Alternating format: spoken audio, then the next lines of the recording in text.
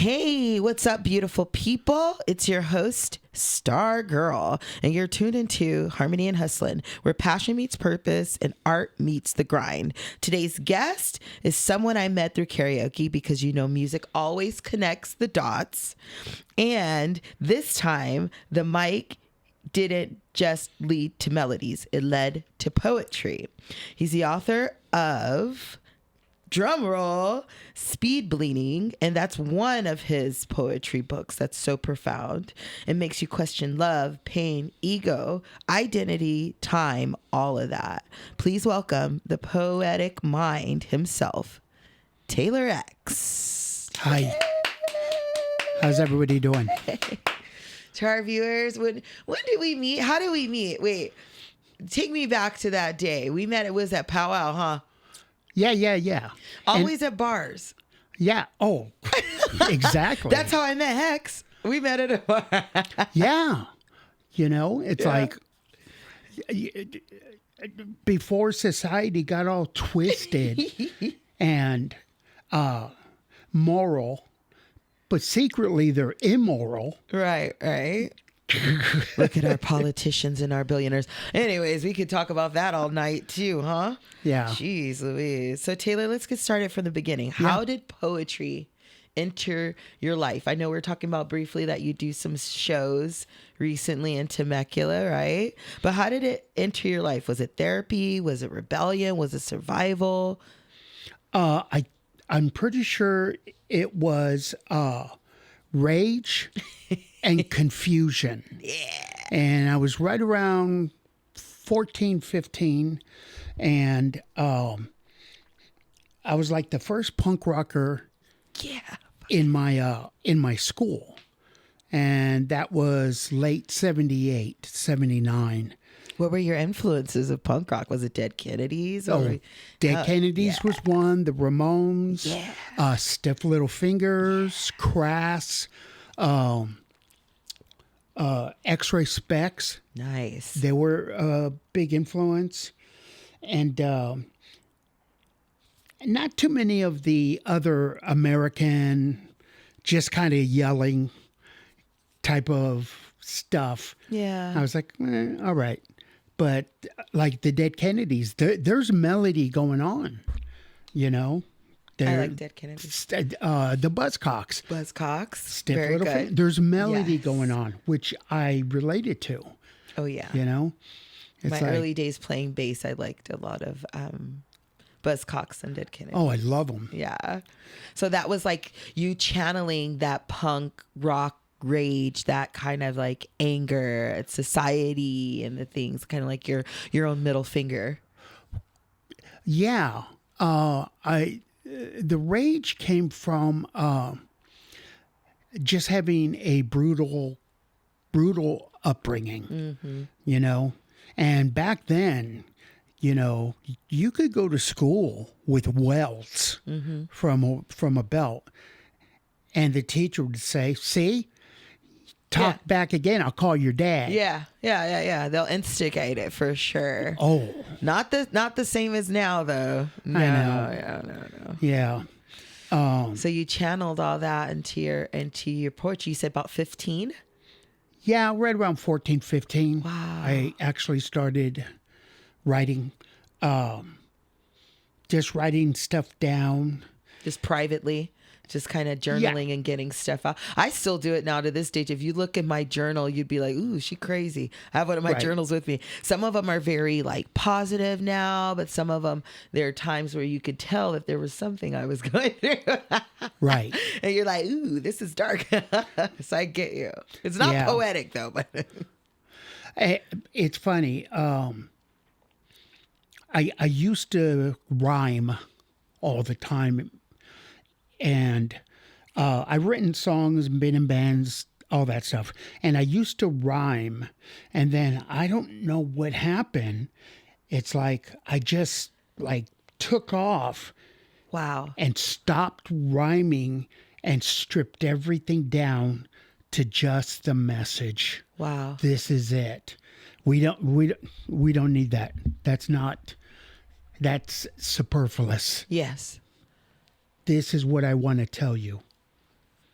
And did you find that to be like when the light bulb moment happened and it felt like everything kind of clicked a little more instead of just focusing on rhyming? That's when the iambic pentameter no longer was important to me. Mm-hmm. All of that, the rules just did not matter to me anymore. Yeah. And I go, the label, I didn't care about the label, whether it was prose, poetry, spoken word, free verse, Haiku. blah, blah, blah. It's like, give me a double tequila shot and then I'm going to do this. That's it. Not a double tequila shot. Hi-oh. No, I'm just kidding.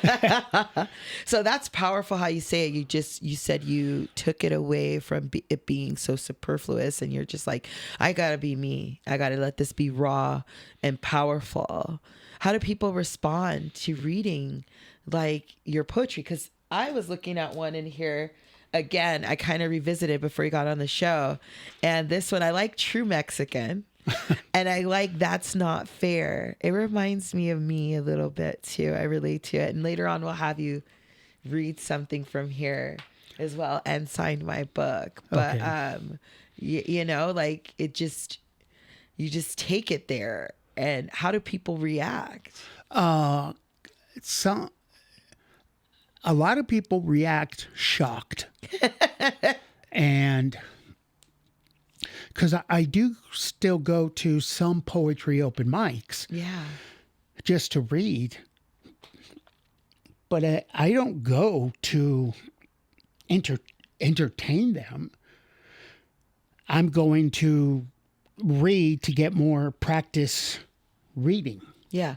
And it helps me get more familiar with my work. It's like, I'm not going to memorize everything. Of course. I just don't. Yeah. Okay. Yeah. Takes the fun out of it too. You can really kind of pick and choose what you feel the vibe is for that. Because certain passages feel a certain way at a certain time. Mm-hmm. And some passages, I might even not even say them. Yeah. Because it's like, oh, fuck that. Okay. You're like, oh, no, fuck that. We can't do that one. Right. This is different now.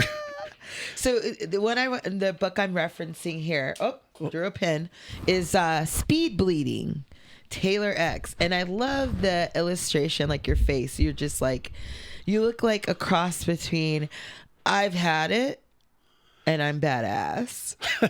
Like it really does. I like the I like it. I like the photo on the front. So let's get into SpeedBleeding. And thank you for getting my pen. I threw across the room. You got it. What's the meaning behind that title? SpeedBleeding, there is a piece in the book that explains it, but I'll just cut to the chase. Yeah, for our viewers that want to know. Yeah, SpeedBleeding, and I just kind of made this word up. I was at a meth house with some chick, and when we all do, on a Wednesday, we go to the meth house with a chick, right, and we left the bowling alley to go pick something up from her friend, and when we got in the door, the guy goes, "You want a bump?" And I go, "Fuck yeah!" Yeah, and he gives her a needle because she was slamming, which I didn't know. Yeah, and at that time, I didn't care. Yeah, and I saw her slam, and then I saw her fill the syringe back blood. up with exactly. That's how they and then they slam it back and then jack it off a little, and I'm like, you got to see that for the first time. Yeah. She's speed bleeding, man. Yeah. And it just, I call it "Here Comes the Rain Again." Ooh, here comes the rain again. Yeah. And I go, "Baby, I love you, but you're staying here. Yeah, you ain't going nowhere." Yeah, I gotta go. This is a little much for me. Yeah, I'm not into this. So I took my speedy ass back to the bar, back to the bowling alley bar. Yeah, it's a little much. I haven't dabbled, but I've seen people, and it takes you back. You're like, that's how they do it. Okay, the movies don't. You ain't messing around. Yeah. The movies don't show it. So you said that's also explained in that book, right? Yeah. Okay, cool. So I want to see if you'd like to find a piece in that book if you want to read for us tonight. Just kind of dive in, maybe even that one, because like I said, like I know you have other books and we'll get into those too, because I want you to talk about those so we could plug those. Are you on Amazon? Yeah. Okay, good. So we could put that out there and plug it in. Yeah. And just let me know when you're ready. Give me a little wink, wink, cough, cough. Okay. This one is called 1 John chapter 2. Oh, I like that one too. Okay, go. My little children, these things I write to you so that you may not sin. And if anyone sins, we have an advocate with the Father, and he is Jesus the righteous.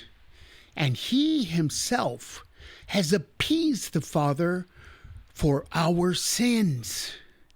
Not only our sins, but also for the whole world. Okay, now, this is from their book. I did not rewrite the Bible, but I did reread it. According to their sacred book, everyone goes to heaven because the whole world means the whole world. Right. Tibetan monks, Muslims, Jehovah's Witness, except for those fuckers that knock at 6 a.m. on my door. You're going to hell. Liberals go. Transgender, non-binary, homosexuals, atheists, Democrats, mystics, witches, pagans, alcoholics, drug addicts, skateboarders, heavy metalers, everybody. Everybody goes to heaven. Now, I know this ain't no church, and I know I ain't no fucking preacher. I just want you guys to know that when some so-called religious person comes up to you and tells you, you know, you're going to go to hell just for being who you are, you can now say, fuck you. 1 John chapter 2, bitch. Yeah. Thank you. No, thank you. You know, it's funny because when I was like writing this, you know, the episode and putting it together, and I was like, oh, yeah, let me add that. You know, he reads from there. And I go from his book and I'm like, oh my gosh, that'd be so cool if he did that one too. I was going to suggest it lightly, but then I was like, no, I'll let him choose. So that's a delight that you chose that one. High five. And depending on the venue, sometimes people are, oh my Lord, they're doing the sign of the cross. They're kneeling. They're doing 12 Hail Marys. And they're just like, yeah. No, wait, I just told you you're going to heaven. Everybody's going to heaven. Relax. Yeah, take it easy. Yeah, take it easy. Go out there and help some homeless people. Quit fucking around in here. Yeah, exactly. Exactly. So what was the writing process for that particular book, or usually for the other ones? Any of your poetry books? Because you have about what? How many out now? I have 3 books. Okay. The writing for me is when I am compelled to put it on paper, because I will fight it. Some people call it procrastination.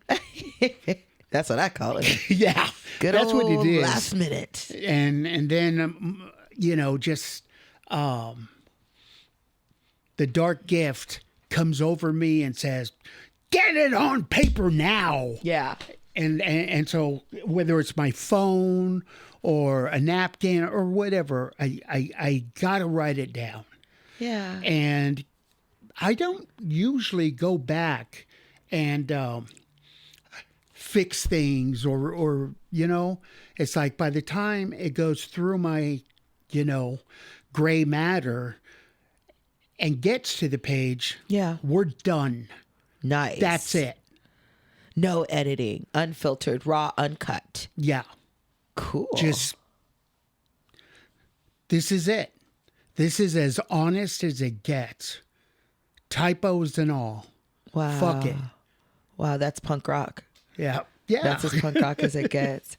So for the period of time during SpeedBleeding, because that was a very interesting, tale that you regaled right now, that you regaled us with. In that period of time when you were writing this, how long was that period of time? Like, was it a span of years, or how fast do you get it out? Are you do you just sit on certain things and marinate it, or was it just a dark time in that period? Well, I have another book called Psalms 5150,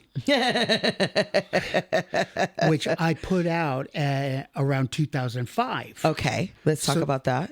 So that was a long time ago. Mm-hmm. And a publisher that I had worked with, because I put out some erotic poetry too. Ooh. Baby. I like erotic poetry. Baby. Oh. I got a specific skill set. Oh, all right. Okay. And then, just life was happening, and I didn't write anything in particular. And then when I was working it was a mental health facility, transitional living. Oh. And we had... That's heavy. That must be very heavy and interesting. Well, it's not only mental health, but drug and alcohol. People out of jail. And homeless. And we were trying to get them into some housing. Yeah. And being there and working with them, out of all the jobs I've had, that was the most fulfilling job. Wow. Oh, that gave me chills. Okay. And you get to see people. I mean, I was in transition, sales for 15 years. Yeah. And I'm like, these suit guys are a bunch of fucking liars, cheats, and thieves. Mm-hmm. Mm-hmm. And I'm like, this ain't for me. Then I did some film for about 6 years. Oh, cool. Like in production. Nice. And I love that. That was great. Sounds creative and fun. Yeah. Out the box a little bit. A little bit. Away from sales. Away from the vampires and sales that would drain your money and your blood. But I worked like hand in hand with the producer of the film. Oh, and shit. It's like, oh, I got to sell this director on this idea and this lighting guy on that idea. And I got to make a deal with the trailers to show up here. Yeah. Like, I'm selling all over. Yeah. But you know what? You got the skills and you implemented it elsewhere. Yeah. So not for evil, but for good, I guess. Yeah. And the gigs just dried up. Yeah. And, everybody started filming all over. Wow. And LA as it has dried up now. But I saw the writing on the wall. Yeah. So I too have to take psych meds. Mm-hmm. So I don't bite people in the face. Yeah, sweet no biting in the face. Yeah. And I then through that, I took this class to get certified as a mental health peer advocate. Wow. Oh, that's really cool. And that's how I got the job at the facility. Wow. Because where I was getting treated was part of the whole program. And you're like, hey, I'm going through treatment too. I can relate with you. I'm right here with you. Yeah. So they respect that. They look at that like, okay, wow. Yeah. And a lot of people, some would say, you don't know what it's like. I go, oh, yeah, I do. I'll tell you what, I'm not going to take my meds for a month. And when I bite you in the fucking face, you'll understand. When I'm standing on top of your car going, oh, oh, oh, oh, like a freaking wolf. And breaking shit. Yeah. And don't forget the... Yeah. Don't forget we go break shit too. If I'm not on them, I go all the fucking way. Yeah. But So that was during that time of writing that, you said, what was it called? Psalms 5150? Oh, no. Psalms 5150 was back in 2005 when I had the sales job. Okay. I think it was 2023 when SpeedBleeding came out.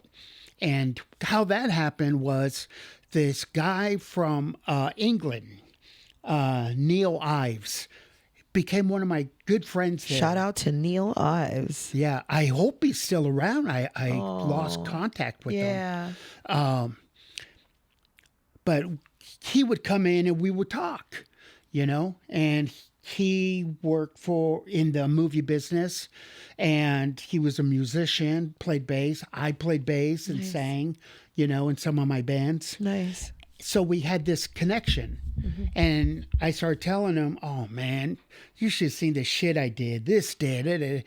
And he goes, dude, you have got to write that shit down. And I'm like, what? And he goes, I'm telling you, Taylor. I go, dude, I wrote a book about 2005.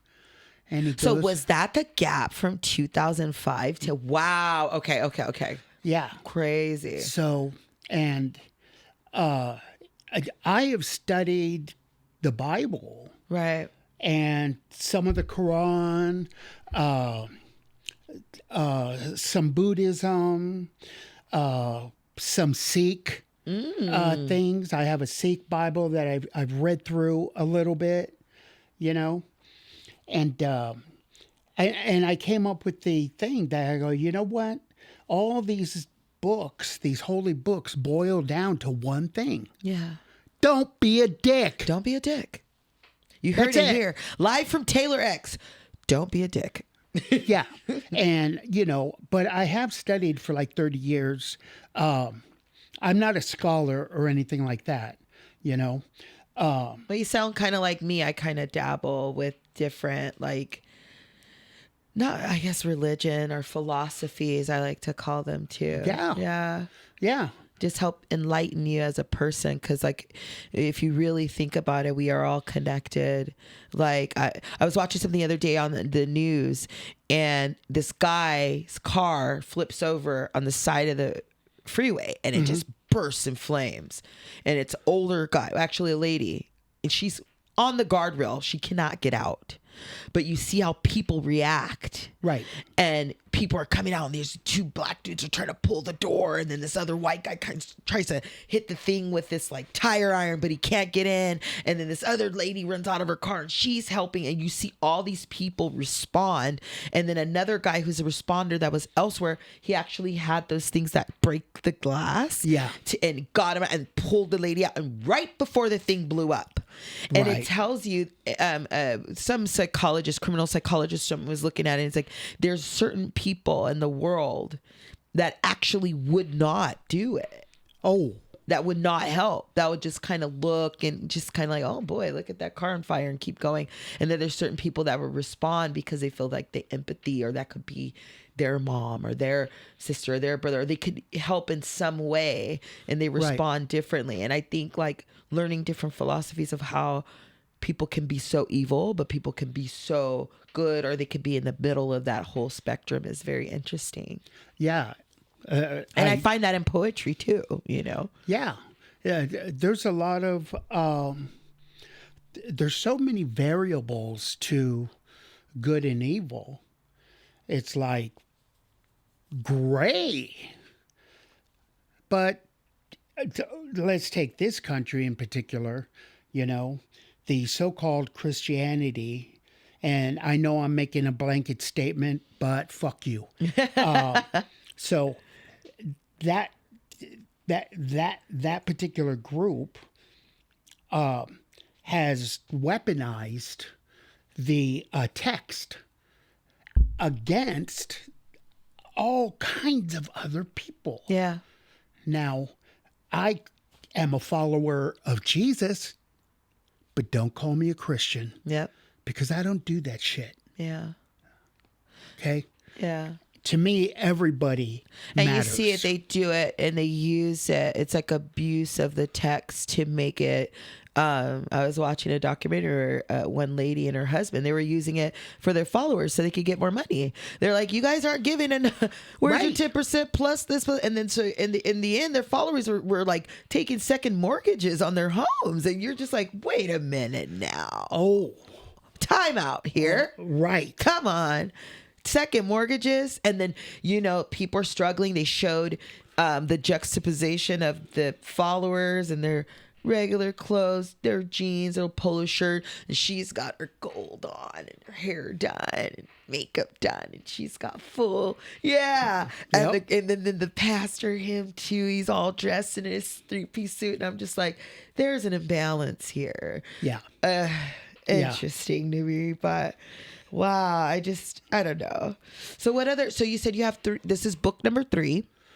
You have 3 books in total, right?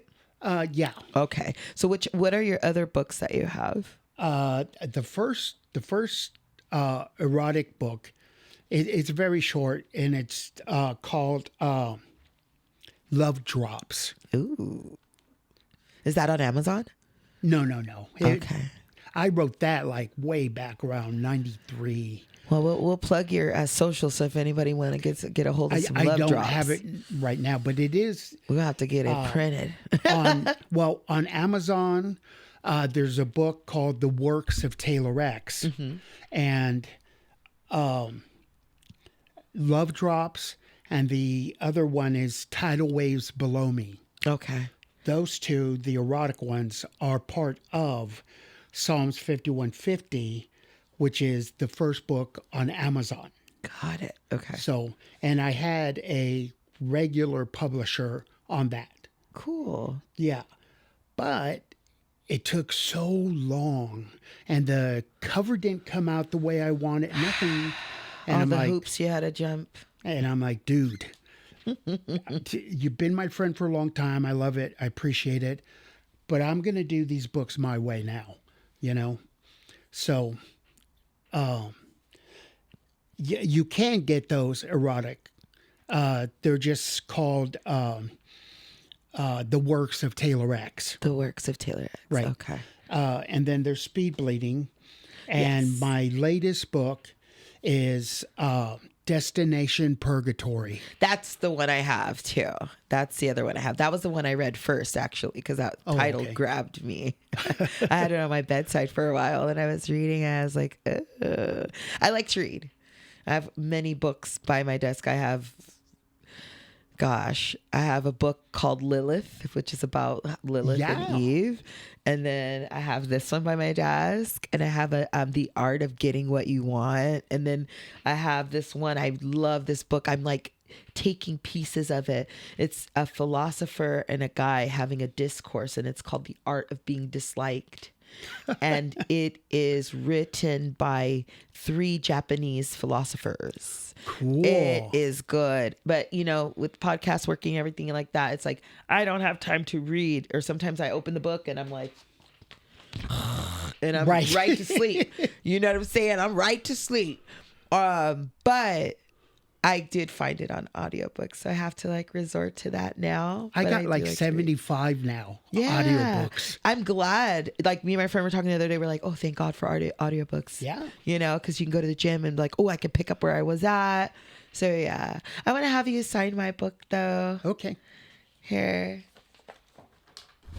While you sing your favorite karaoke song. I'm just kidding.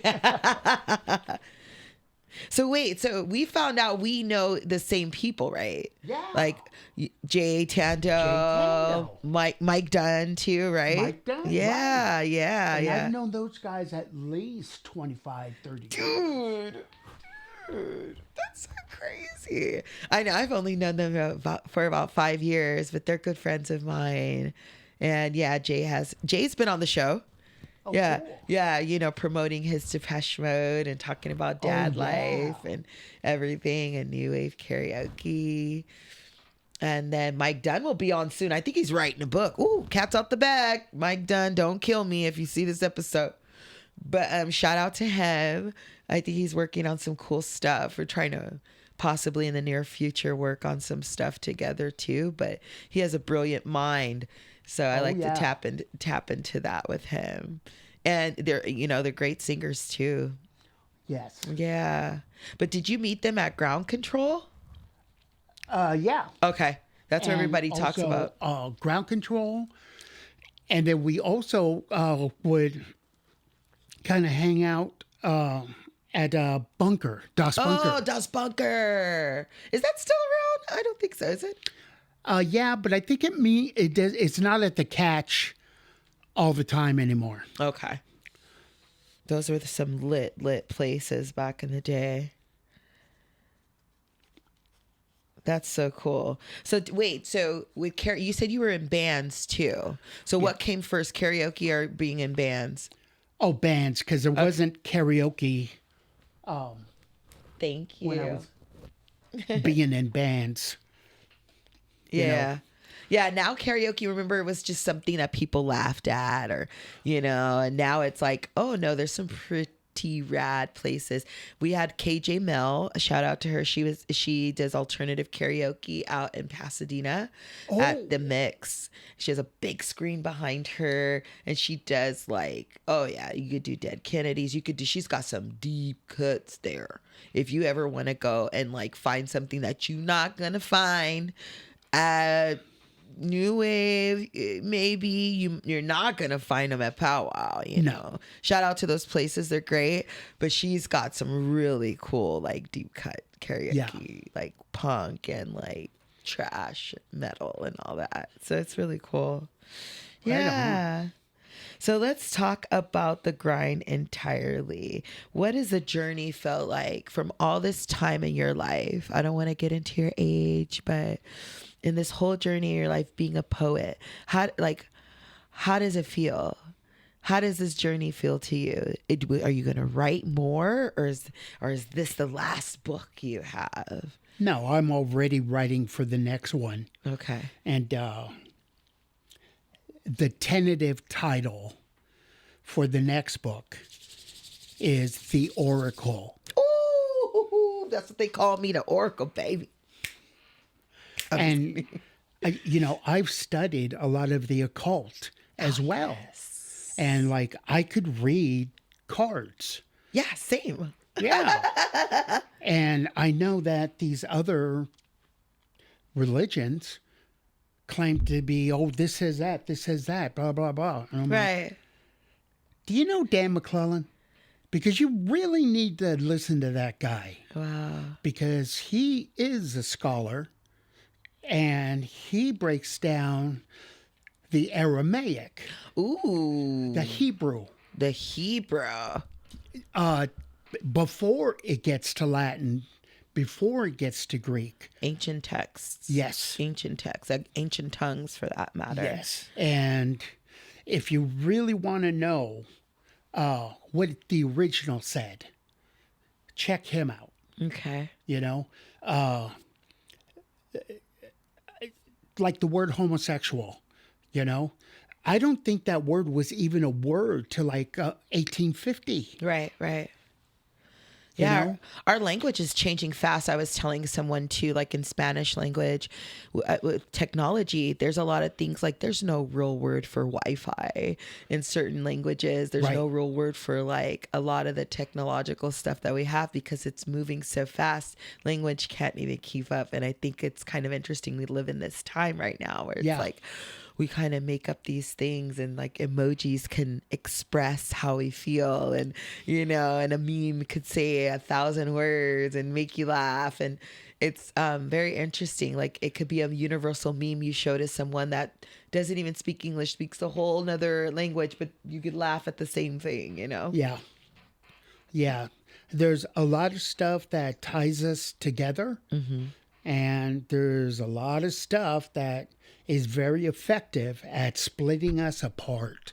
Oh, yeah. We live in a divisive time, but this time-space continuum we live in this density of the earth and everything is duality. But that's why our show is called Harmony and Hustlin', because we do have actors, singers, poets, dancers, blah, blah, blah.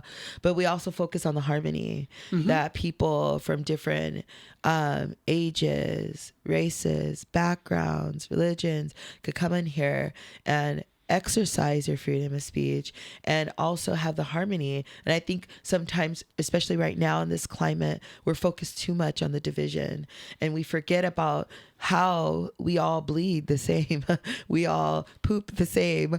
And I think if we did that more, we'd be much more united than what we are. But instead of that, we tend to focus on the division, right? Oh, you're too old, or you're too young, or you're not this, or you're not rich enough, and it's like, we really are more like than ever. We all deal with mental health. We've talked about it here on the show. We all deal with, times when we're down and out and this economy and everything. Yeah. So I agree with you, in other words.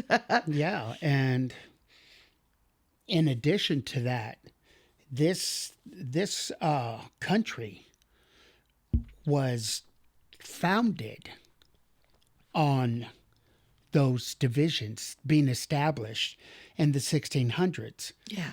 Because one thing, my friend from England, and I also had a friend from Germany, and like he still helmet and he still had his accent. And they were telling me that, day to day in those countries, there's no white people. Yeah. You're either English, German, French, right, Italian. Only when you get to America do you get put in the white category, right, black category, the brown category. And then you got the classes, the upper class, the middle class, the lower class. It's just like more division, more red tape, more division. Keep them fighting. Yeah. You got to keep them fighting. Gotta keep them fighting because we can't focus on the real enemy. But because the real enemy are way up there. Yeah. Politicians ain't even as high as the real people that run the show. Ooh, let's go. There's another group higher. And are you referring to the Illuminati? What's that? The Illuminati. Oh, the Illuminati. The lizard people, the Anunnaki. A boogie man made up. There was an Illuminati in the 1700s. The Bavarian Illuminati. Oh, yeah. But that got disbanded. And that was more like sacred. It was different. Yeah. And they, they just wanted people to be enlightened.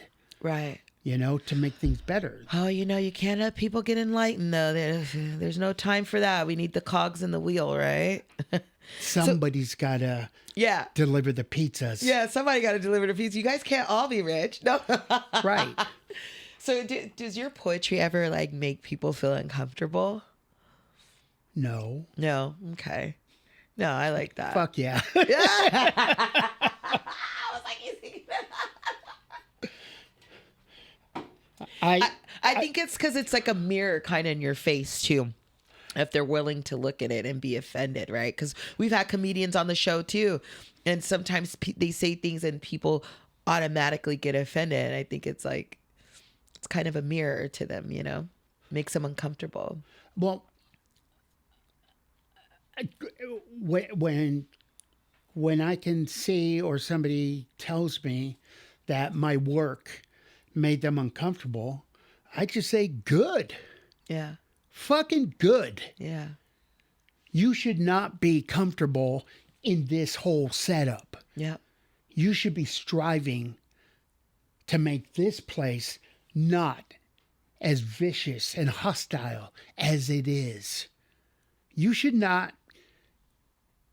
get used to this. Mm-hmm. Mm-hmm. Because I'm not trying to get used to it. That's what makes it even more punk rock. And I like that. I like that you basically incorporate it. It's like punk rock poetry. Thank you. It really is. Because it kind of wakes people up. And that's kind of what punk rock came to do with the music, the art, the clothes, the style. And it's like you've infused that in your poetry. And then it doesn't matter how old you get. You're not the 15-year-old kid, but you still carry that with you. And you know what? early rap.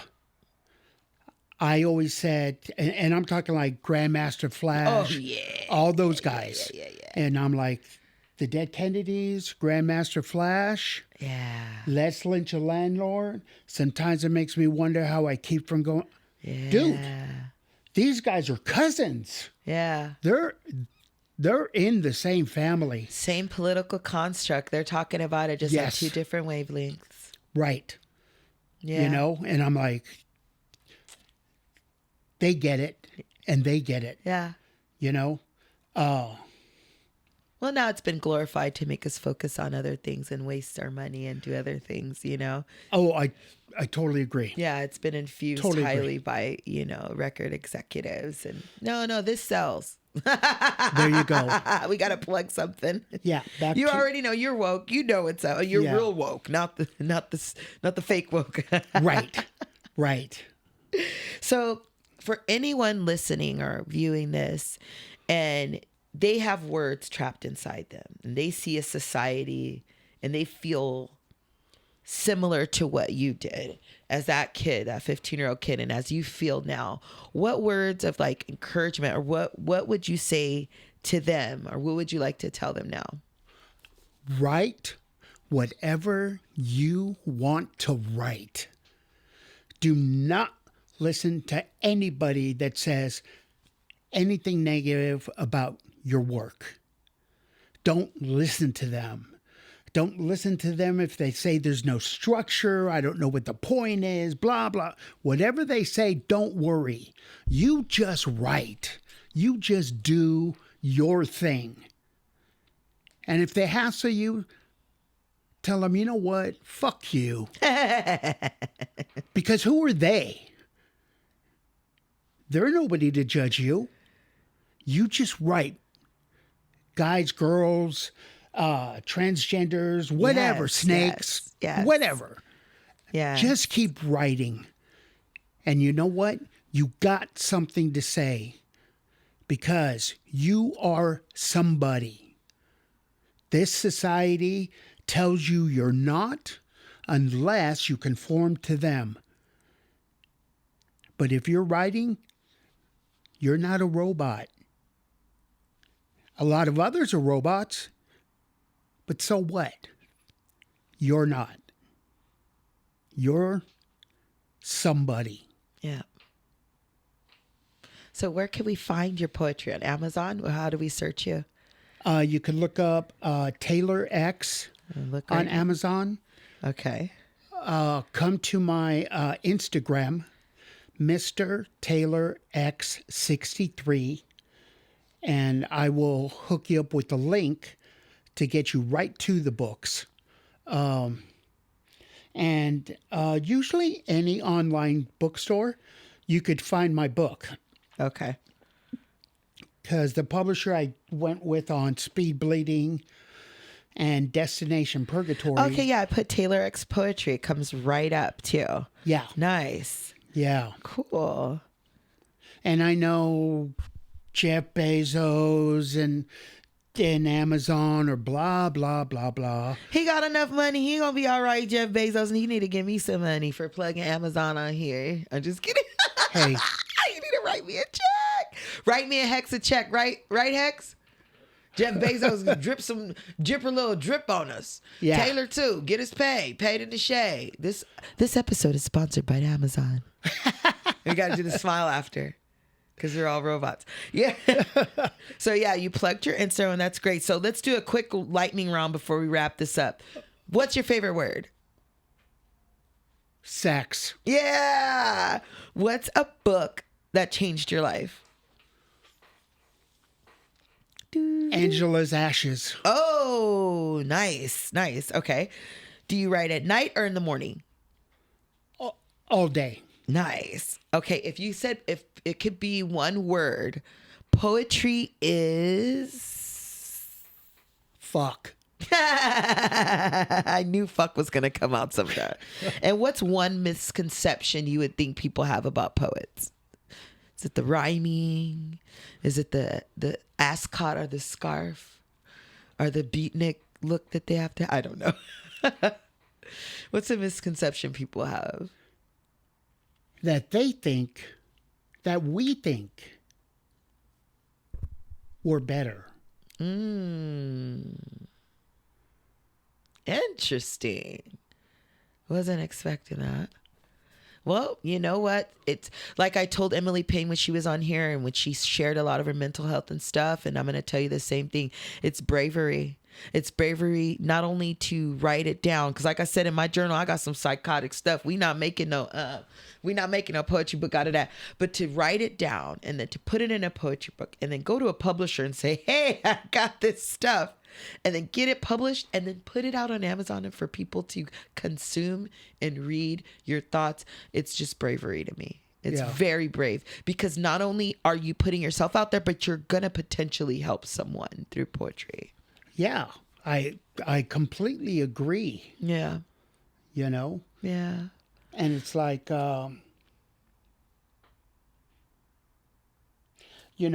the one I read. Yeah. You know? It's like, you think that I think that I'm better, and I had to restudy this thing for years to figure out that I'm not going to hell. I've been scared my whole life that I'm going to fucking burn because of everything that this society, and I'm going to say this society blanket statement, fuck you. Because I believed it because they told me. Yeah. And it took a long time for me to understand, no, man, that's not the way it goes. Yeah, it is. Read it again. Read it again. If it doesn't reconcile with love and love your neighbor, yeah, maybe he didn't say it. Yeah. They'll pick it apart and pick and choose. Yeah. Well, we know that SpeedBleeding is out on Amazon right now. We just looked it up live on the show. So Taylor, your words just don't sit on pages. They move, they bleed, they breathe.